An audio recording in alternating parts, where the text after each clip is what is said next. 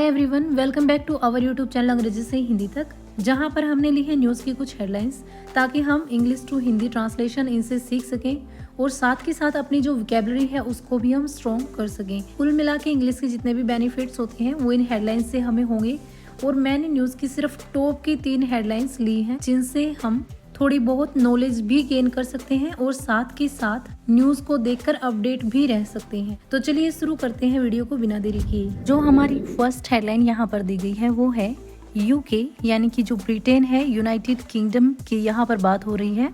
वारंस यानी कि चेतावनी देता है। वारन मीन होता है चेतावनी देना या फिर अलर्ट करना।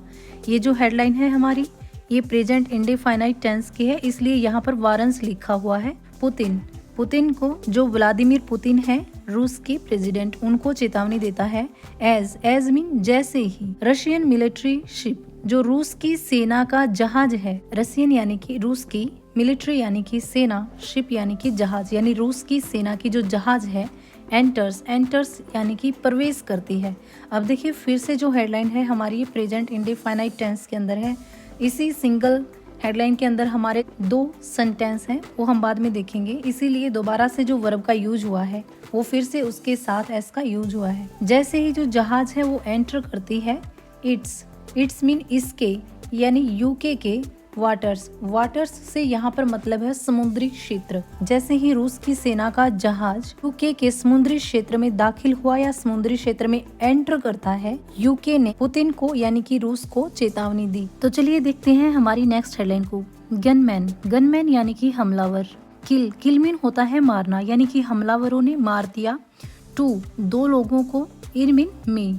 Nigeria church attack, Nigeria church के हमले में, यानी हमलावरों ने नाइजीरिया चर्च के हमले में 2 लोगों को मार दिया। टेंस की अगर बात करें तो ये हेडलाइन भी हमारी पास्ट इंडेफाइनाइट टेंस के अंदर है, क्योंकि जो सब्जेक्ट है हमारा यहाँ पर वो प्लूरल है, इसीलिए सिर्फ वर्ब की फर्स्ट फॉर्म का यहाँ पर यूज किया गया है। अगर सब्जेक्ट हमारा सिंगुलर होता तो इस वर्ब की फर्स्ट फॉर्म के साथ एस या फिर ईएस का यूज किया जाता, लेकिन जब हम इसका ट्रांसलेशन करने जाएंगे तो वो पास्ट टेंस के अंदर ही बनेगा। जैसा कि मैंने बोला कि गनमैन ने 2 लोगों को मार दिया। जो आज की हमारी लास्ट हेडलाइन है वो है Nitish Kumar to take oath यानी कि शपथ लेने वाले हैं। ओथ मीन होती है शपथ। टू टेक यानी कि लेने वाले हैं। लेने वाले मैंने क्यों बोला है, जब टू के बाद वर्ब की फर्स्ट फॉर्म का यूज होता है तो उस टेंस को हम फ्यूचर इंडेफाइनाइट या फ्यूचर टेंस के अंदर अज्यूम करते हैं। टुमारो यानी कि कल। फॉर अ रिकॉर्ड के तौर पर 10th टाइम यानी कि 10वीं बार। कहने का मतलब है कि कल नीतीश कुमार 10वीं बार शपथ लेंगे, जो कि एक रिकॉर्ड है।